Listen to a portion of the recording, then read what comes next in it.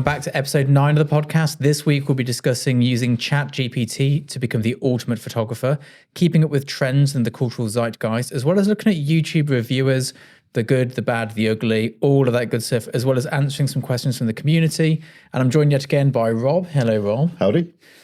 We've just finished editing or re-editing a job for a client. We had to add some extra bits we weren't prepared to add, so we've just sorted those out this morning. So we're running a bit behind schedule. We're on a 2-podcast day today, and I've got a haircut in the middle of them, so what could possibly go wrong? Now, Rob, you're probably more familiar with how ChatGPT works, but this was a question from Louis in our Facebook group, and I thought it was quite an interesting one because everyone's talking about AI and how it's going to take our work away from us as photographers, but this was from a different perspective. And this is, he says, here's a theory. What are people's thoughts on like asking ChatGPT how to become a photographer, for example? I'm oversimplifying this question here. And instead of having to pay for education, you just get it straight from ChatGPT. Well, I think that's quite an interesting question. And I have gone and asked ChatGPT how to become a top commercial photographer in the UK.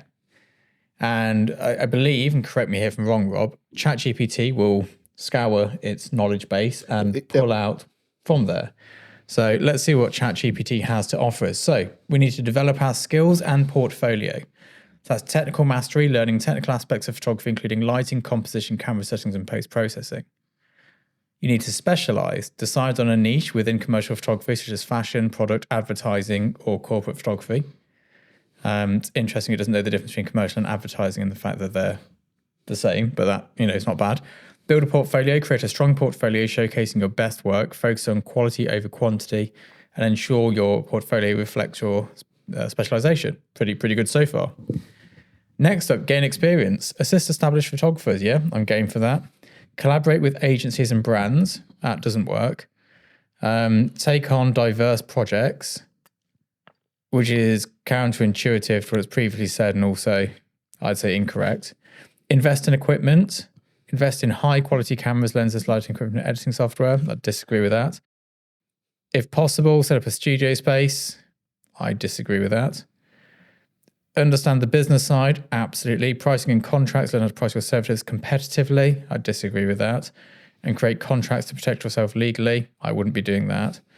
Client relationships. Build strong relationships with clients. Deliver high quality work. Yeah, why not? Marketing and branding, create a strong personal brand, including a professional website, logo, you don't need a logo, and consistent branding across all platforms, sure.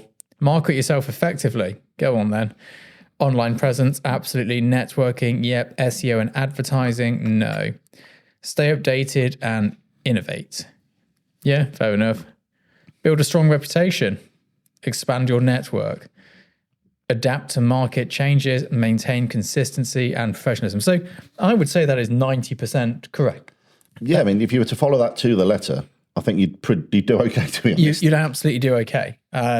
So yes, you can ask ChatGPT how to become a photographer. Now, see, I'd imagine there's going to be 6,000 people listening to this podcast. I've just told you all exactly what ChatGPT has told you to go and do. I guarantee you no one does it.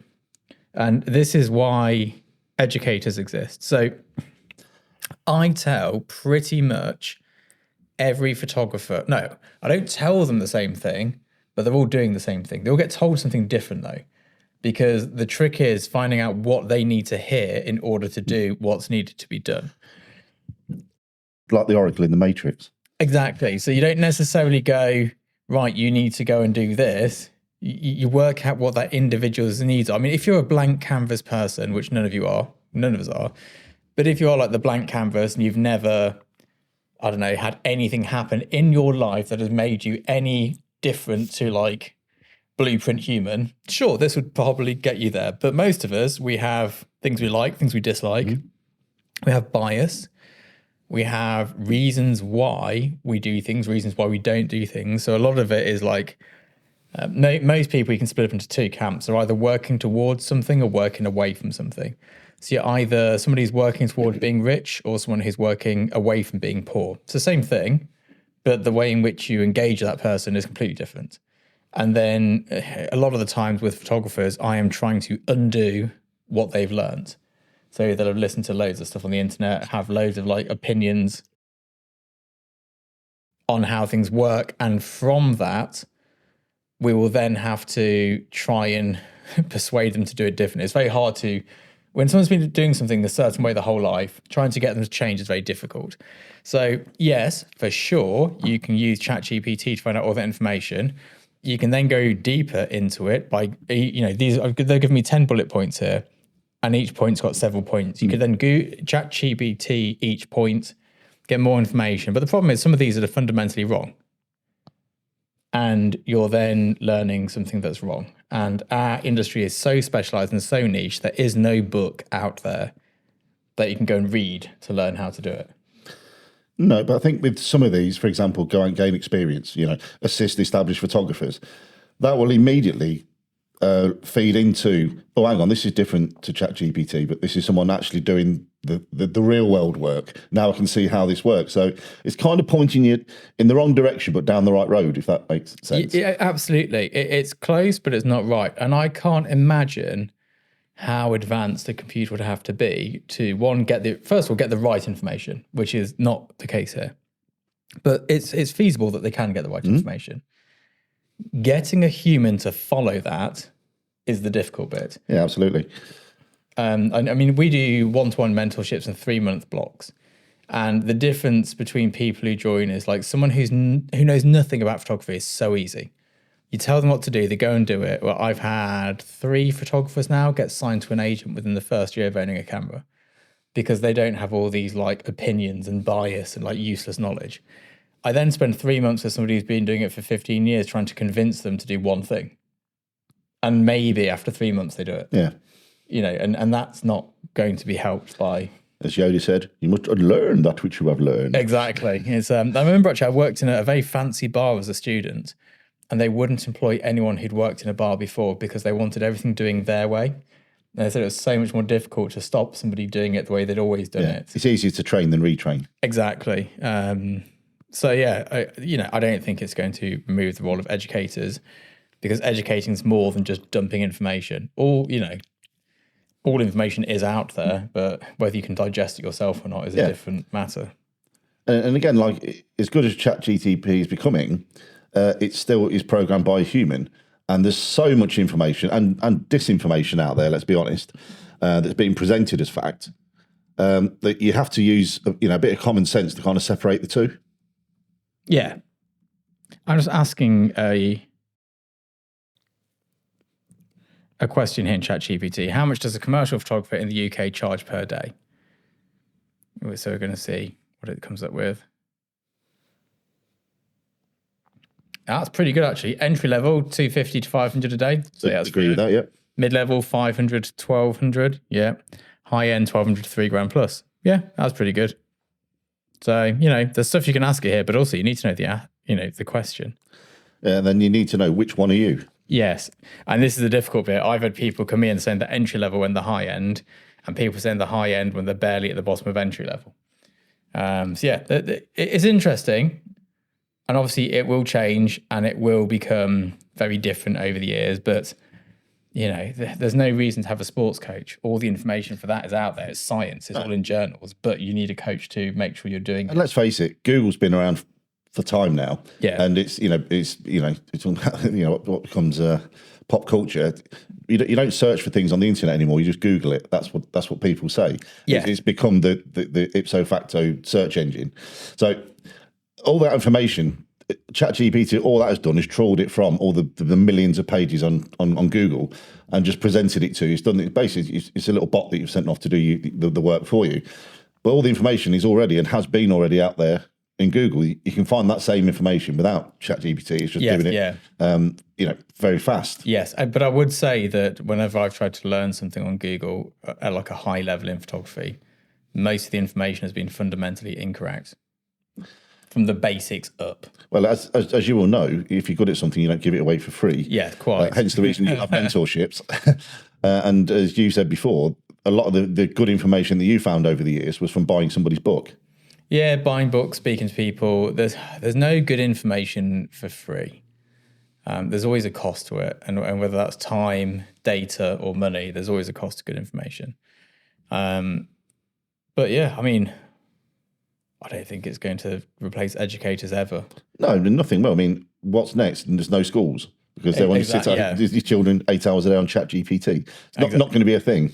No, but I mean, it is an interesting, like, I'd say it's a bigger threat to this than there is to AI taking over photography work. Yeah, because all ChatGPT is doing here is presenting information based on a question. You can't ask it, what do McDonald's want for an advert? Exactly. It doesn't know. It can only tell you, well, this is what McDonald's are doing right now. And it's the creativity is the part that computers can never replace. Exactly. And that's what people are paying for. That's what the money's there for. Which kind of segues nicely into keeping up with trends and the cultural zeitgeist, which is something I get asked a lot. And I'm going to read the whole thing out. So this is from Matt, and it says, you've talked about needing to keep your finger on the pulse. How do you go about changing your test shoots material with this in mind? Has it mostly been about how you've changed lighting, framing, or products? Have you been changing backgrounds, props, color palettes, etc. to keep up? So it's none of those things. It's never camera settings. It's never lighting setups. It's never anything like that. That's just how we... It's a means to an end. Record it, yeah. Keeping up with what's going on in the world is just something you do. And this is half you are going to go, that's no use at all. And that half are not doing it. And they're just not engaged in popular culture. And you have to, if you're not engaged in popular culture, it's going to be very difficult to make work that's on trend. Like, if you don't understand that the Y2K trend is coming to an end already, and you're just about to shoot a portfolio like that, you've missed it. If you didn't even know the Y2K trend was a trend, like, you know, you need to be aware of these things, but also you don't need to be a slave to it. Like, I didn't shoot any Y2K work. I was aware of it. I knew it was going on, but I didn't go and create a portfolio like it because I didn't want to. But you do need to understand it, and you do need to be able to have conversations about it, and you do need to be able to link your work to it. So in terms of, you know, how do you go about changing your test shoots based on it? There's not like a hard answer. And I think a lot of YouTube is like, I want a question and an answer. And this is like, how do I change my test shoots? I'm about to shoot an entirely new body of work, which I've been meant to have been shooting since January, but like work's got in the way. So in the next 2 weeks, I'll be starting it. And how do I make it look different, new, fresh, and all the rest of it? I don't necessarily worry about that. Because I know that I am aware of the cultural trends. So I don't sit down and go, here is a cultural trend. Here's my new body of work. Let's take the lighting they've used, that wide angle lens that's in trend at the moment. And like, I don't think like that. I just go, I'm aware of all this information. What do I want to create? And knowing that I'm kind of up to date on what's going on in the world as much as I can be as a nearly 40-year-old, I then just go and create it. I don't know. What do you do? Do you?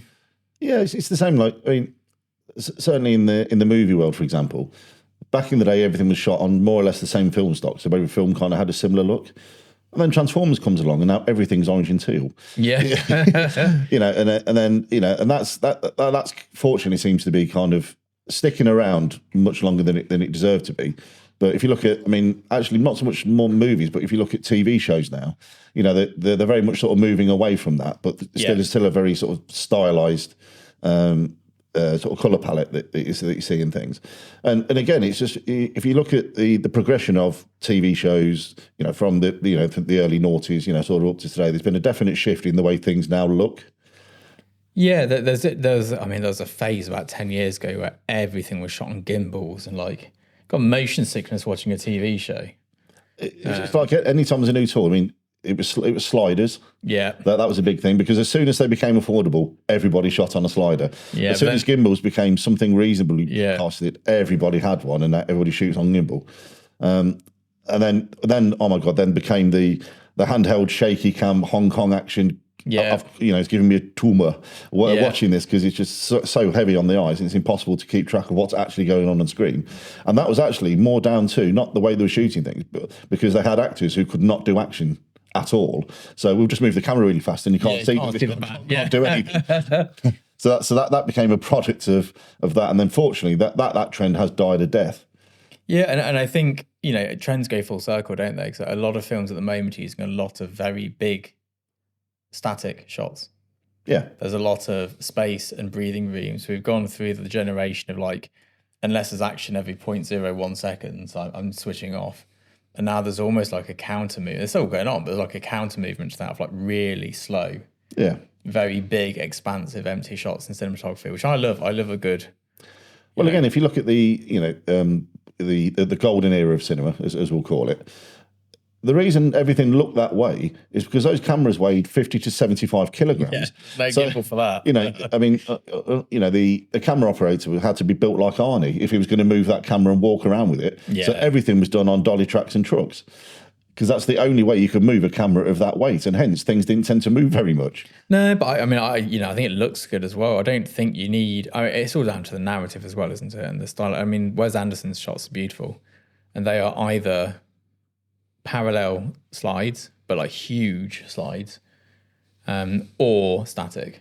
And it's like you can pause a movie at any point and it's a photograph. Yeah. And I quite like that. Whereas a lot of these, back in the day, everything shot at f1.2 on a gimbal, just moody orange teal. You got the 5D Mark II, your favourite camera of all time, to thank for that. Well, yeah, that was in there, with its hacked raw filming. Because again, everybody at the time was using 35mm film. And then all of a sudden, this, again, relatively, I think certainly in the cinema world, affordable camera, that everyone bought a 50mm 1.8 lens for 80 quid, slapped it on a 5D Mark II and said, oh, look at the depth of field I've got. Oh, beautiful. But it's interesting, though. So on YouTube at the moment, talking head videos and short form content is dying. And the new wave of YouTube content is like hour-long documentaries. They're like shot by just individuals, like just someone like me just going to shoot a documentary for an hour, or tell one of my stories for an hour, and it's all like beautiful cinematography, very carefully done, nice voiceovers, very slow, very like not just like bang bang bang bang like the Peter McKinnons of the world, where it's like jump out of a helicopter, gimbal shot, drone shot. Everyone's like, yeah, no, we're done with that, we're finished. I want to sit down and watch, because people use YouTube now as Netflix pretty much, don't they? Yeah. I mean, I have Prime. I have Netflix, I have Disney. I don't really watch any of them. Yeah. I'd say 80% of my time is spent on things, looking for things on YouTube. And I tend to use it while I'm working editing as a podcast, which is why I actually look for longer form content, because I don't have to keep changing and look for something else every 10 minutes. I'm like, oh, an hour, that's great. I'll leave that on for an hour. So what I found, though, and I don't like this person's podcast, but if I listen to YouTube long form for long enough, it brings me to Linus Tech Tips podcast, the WAN show. Yeah. Like everything leads to that. I don't know how he's like hacked YouTube to like whatever it is. It ends up on one of his podcasts. Well, it's back to the old algorithm again. Yeah. Mine led me down the route to Mark Calloway's podcast. It was The Undertaker, famously for the better part of 30 years in the WWE. So I ended up at Wrestling Podcast. And it is great. It's got 6 feet under. Check it out, by the way. Oh, I'll have a listen to that. And it's but yeah, I mean, like it's called sleeping content. So it's content that people fall asleep to. It's very lucrative on YouTube. Oh, there's like 8-hour ASMR rain in a forest. Yeah, I go for some of that. That's sort of I'm all over that. I can't sleep in silence. I have to have I have earphones in with like white noise playing in the background. But yeah, in terms of keeping up with stuff, like you just have to be engaged in the world and not become one of those people. And it happens to everyone once they hit about 30, I think, where you just go, yep, that's my era. I'm now in that. But you've got to like. I understand it completely. I mean, as you well know, musically, in terms of my musical tastes, I haven't moved past 1987. Yeah, which is coincidentally when I was 1. well, yeah. Thanks for making me feel a little bit. Right. But yeah, so because again, while I'm aware of new music, because I do listen to actual new music, because I tend to listen to things on the radio rather than playing things from Spotify, because again, you hear new things.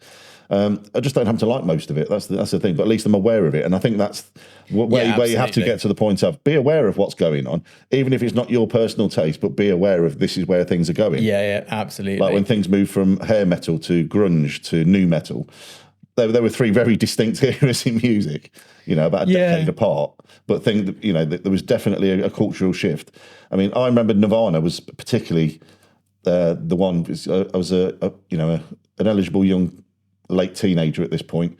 And if you had any interest in meeting a young lady, you had to pretend at least to like Nirvana. Yeah. Because if you did not, she would not entertain a single moment of your time. Yeah, I think my girlfriend Holly was into Nirvana quite a bit, actually. They all were. I don't mind Nirvana. I like some of their earlier stuff. I do think they're quite overrated, I'll be honest. I'd agree to that. But it's interesting, actually. Holly asked me the other day, she was reading an article in the Times or something, I think it was. And she was like, Scott, do you know what shoegaze is? And I was like, yeah, why? She's like, oh, it's referencing it here and I don't know what it means. And she's like, how do you know what shoegaze music is? I was like, how do you not know what shoegaze music is? It was like 15 years ago. But obviously, again, like she didn't need to know about all these different things and just switched off at this point. She's like, do you like shoegaze? And I was like, I like it when I'm driving. I was like, but if I'm tired, then no. If I'm tired, then we go for some like hardcore 90s hip hop, really loud. Yeah. Like if you're in an elevator, you want a bit of acid jazz. You know, it's exactly. your situation. I do my morning commute with Radio 4 on. Oh. I do my drive home with Radio 3 on because it's got some weird, abstract classical music playing at that sort of time of day. It goes a bit off piece. Especially if you're doing the children's run and you bumper to bumper traffic. Oh yeah, I mean I've been loving since we've got the puppy. I don't do the school drop off in the morning at the moment because you can't go in because he'll flatten a child. So I come straight to work and I miss rush hour. And I leave slightly after rush hour, so I don't have any traffic. I just like cruise around in my Subaru, which I'm loving because I can now mount curbs like a boss, which I couldn't do in the Merc. So that's a nice thing. If like there's a junction and you can't quite, I know you're not supposed to do it, but keep the traffic flowing. Just mount the curb. Whereas otherwise I'd hit the button. It is a literal Tonka toy. Yeah, it does look like one, doesn't it? So YouTube reviews, camera reviews. Philip Bloom's name came into this, so here we go. Yep. What do you think of YouTube reviewers? I don't believe any of the big ones except Philip Bloom. So I'm going to give you my hot take on this first, including on Philip Bloom, and then let you do yours afterwards. I don't think any of them are of any use whatsoever to 99% of people, including Philip Bloom. Because Philip Bloom could well go and review a bit of kit, but the chances of me needing it in the same way that he needs it, or appreciating it in the same way that he appreciates it, are slim to nil. No matter how good the review is, it might be 100% accurate for them as a working professional, but unless I'm doing the same work as them and I can't find a YouTuber that does the same work as me, it's kind of meaningless. What do you reckon to reviews? Well, it all depends what you're hoping to get from the review. If, for example, I decided one day that I want to be a fashion photographer, right, what camera do I need for this? I'm asking the wrong question of YouTube. Yeah. That's the thing. If you've decided that you're looking for a device that does X, Y, Z, there's you have quite a niche that you need to work with, and you've decided that this is probably the bit of kit for me. What can it technically do?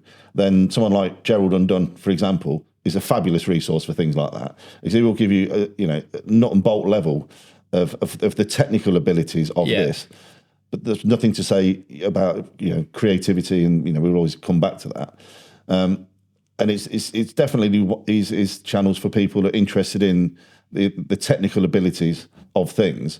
Now, and again, Philip Bloom is I do enjoy his content because it's just a bit different to everybody else. It's like 9 months later he'll come out with a review of something that everyone jumped on the minute the embargo was lifted.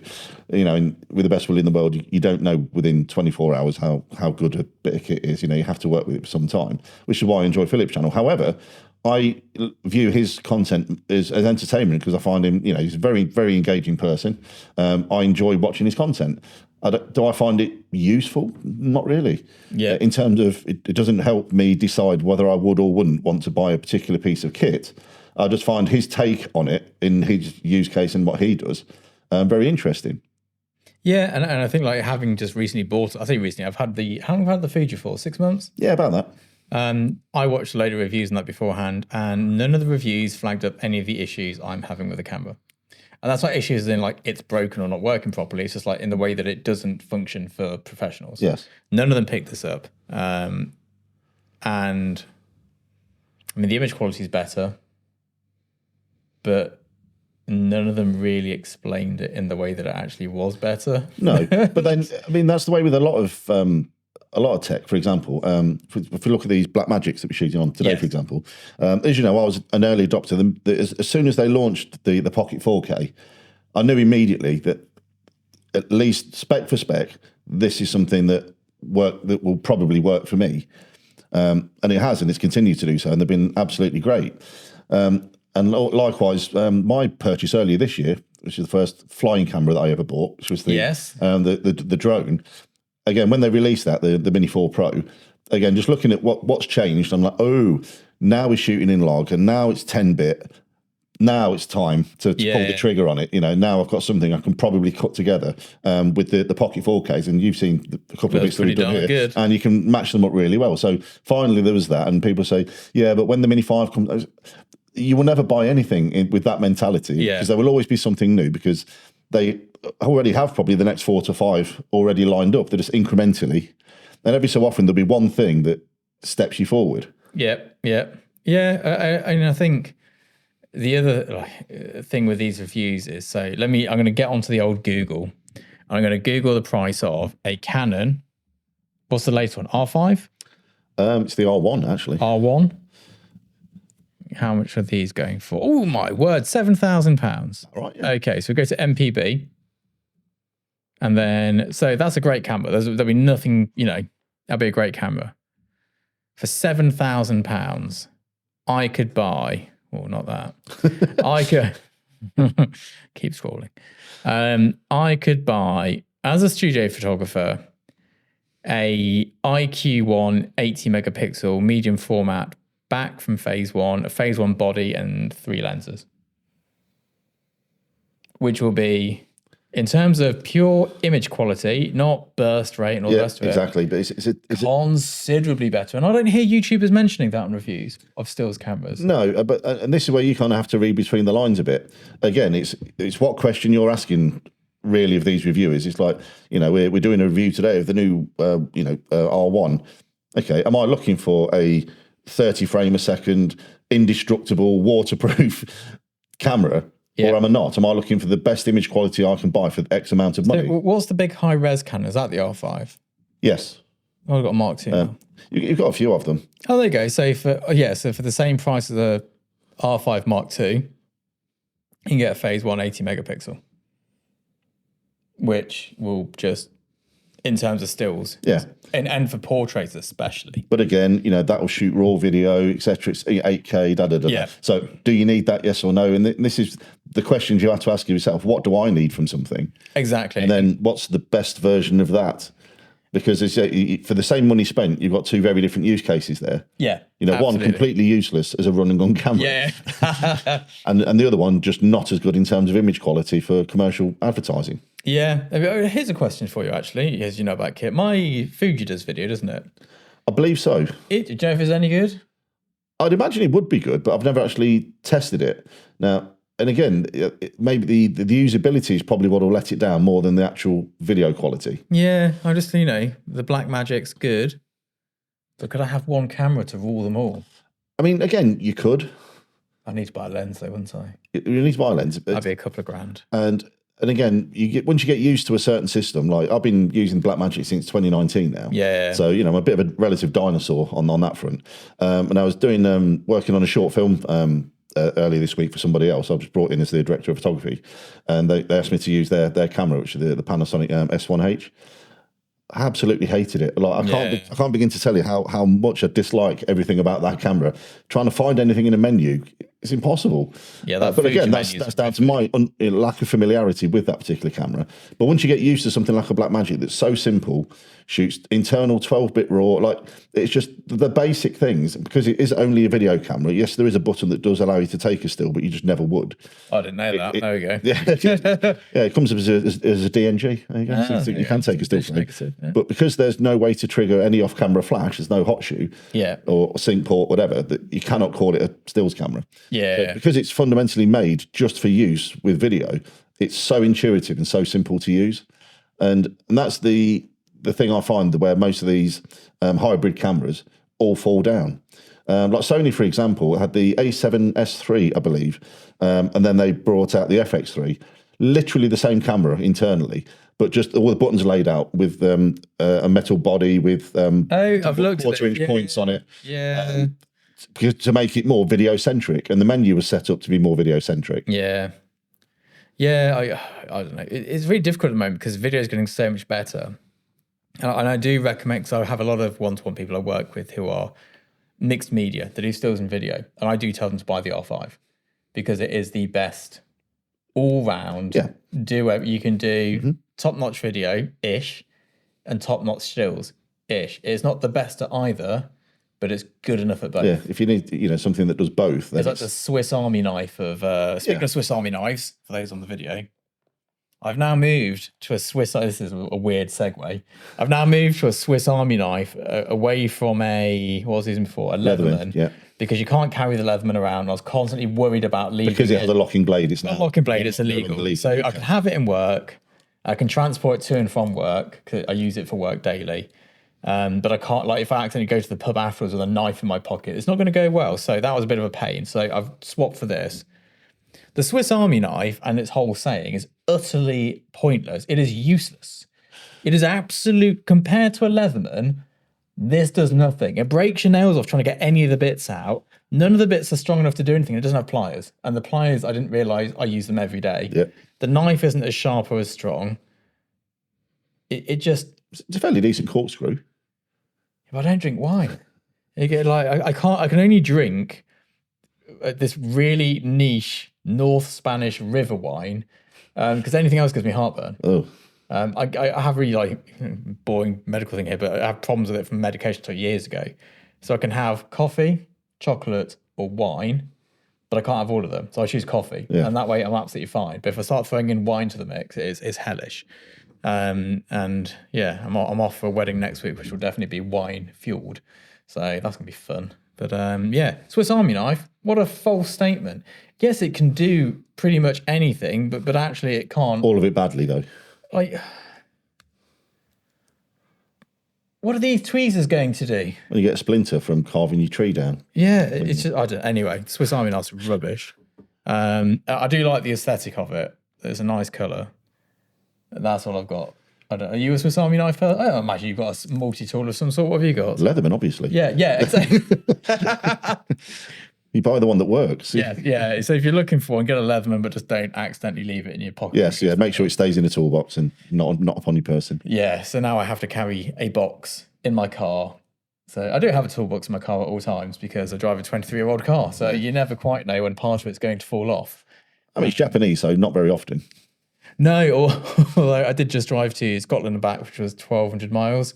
And at some point I stopped somewhere and I went to drive and it was like, I didn't feel like I had much power. One of the boost pipes had disconnected because it got so hot. So I had to redo that, which I used my Leatherman for. Yeah, see, functional tools first. Yeah, I don't know. But there we go. Tools are important. And I think it's not by chance that every photographer in the UK, every assistant has a Leatherman on set. Because it works. Yeah, the screwdriver is the right size for the base plate on every camera. The knife is knifey, and the pliers can undo anything you've jammed. Yeah. It's just great. It's a great bit of kit. Gutted, I can't. I don't know. Maybe I'll find. Maybe is it let me know in the comments if there's a better version than a Swiss Army knife that is UK legal, so I don't have to constantly go, have I got an illegal weapon in my pocket today? But there we go. So next question up here is, what's been the best triggers for your most successful original work? And I think this, again, it comes down to this whole zeitgeist and all the rest of it. And this is one of those things that you can't work on. So you can't go, I'm going to work today and having better ideas. It's just being open to the ideas. So my entire ice cream series I shot in 2019. Yeah, I remember that. That was all inspired by seeing a kid in the park with an ice cream melting over his hands. I did a series of summer drinks that was inspired by a photograph of my childhood of me drinking a Fanta lemon on some hot concrete soaked Spanish city place. The fork series of food had 4 forks with food on them. That was just inspired by being bored of seeing plates of food. But this is kind of getting back to what we touched on earlier about where something like ChatGPT can give you a guideline, but your work ended up in a place because you're drawing from your childhood and things that inspired you and things that you thought, especially when it comes to food, because there's boring functional food and then there's food that you actually enjoy and have good memories about. Exactly. And it's that kind of inspired you. Now somebody else wouldn't have been inspired by the little mini sausages and beans. You're like, I remember them, and they were great. Yeah. And it's that makes everybody that little bit different. And when it comes to, I mean, the phrase there, the question certainly about original work, it can only be original if it's from yourself, like singer-songwriters, for example. We both know many musicians. We do indeed. And again, you've got people that play covers technically brilliantly, and even put their own kind of slant on it. But then it's very hard to find a really good songwriter. And again, unfortunately, the people with the worst lives have got some of the best songs, because that's where the inspiration and the pain, the misery of the things that you pour into a song. Often people use it as therapy. Certainly, if you listen to any of Becky Edwards' recent material, it recently got out of a fairly bad relationship, but she got some great songs out of it, and that's the thing. Yeah, I think that's an interesting thing, actually, because I have a theory. This is a bit of a hot take here. Trying to get cancelled. I have a theory that there's nobody who's successful in anything who's had an easy life. I don't think people with your average middle class, upper class, easy, straightforward going life are successful in many fields. I think they have a higher level of average success than other people, but in terms of peak elite success, it doesn't happen. And that's not saying middle class and upper class people have easy lives. Obviously, there's the people within there who have narcissistic parents. Their parents die when they're children, or like whatever it may be. But I can't think of, out of all my friends who are successful, even the ones who look like they have an idyllic life, once you dig a little bit, there's always a reason why they work as hard as they do, and it's never healthy. There's no way to work as hard as you have to work to be successful in a healthy way. I don't think. I don't know. No, I mean, because if you look at things, I mean, success, and particularly as you say, that to be what a lot of people would at least traditionally call really successful, you've really got to put the work in. And if you're thinking you can do a 9 to 5 and that's not going to be a thing. Now, to have the drive to go 18 hours a day, 7 days a week for a period of time to get yourself somewhere, you're looking to escape something. Yeah, it's not a good life. Like, you only see a friend who's like really working hard to be, successful. That's not necessarily a good thing. It's a good outcome, but it's not a good source. I was talking to somebody earlier in the week about Muay Thai boxing. Yeah. Now, and again, it's one of my. I was on the wish list, and I'm definitely on the bucket list. I was supposed to have actually gone in 2020, and then can't remember, something happened to go anywhere. We'll try and delve into that in case we get cancelled again.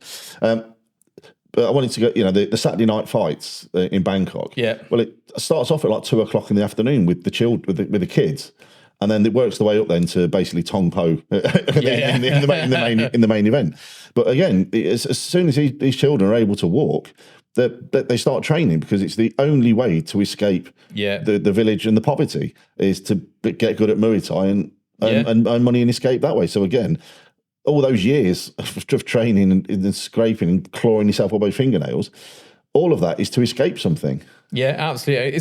So I was away with some people I didn't really know recently, all well-to-do, seem to come from like nice backgrounds, all the rest of it. And they're all in cycling, and a couple of them are like, oh, I hate Lance Armstrong. He's a drugs cheat, he's this, he's that, he's the other, and all the rest of it. Oh, like, he comes from an abused childhood, like from a poor place, and he went to Europe to make money and was told, if you take this drug, you don't have to go back home. Well, I'm not being funny, but I'd do the same. Like, it's like, and it's the old saying goes, you walk a mile in his shoes, Exactly. It's very easy to go, oh, he cheated, or whichever athlete it was, oh, they cheated. But like, what was the alternative? Yeah. It's like, I mean, where I come from, most of my friends from childhood went to prison. Not all of them, but most of them did.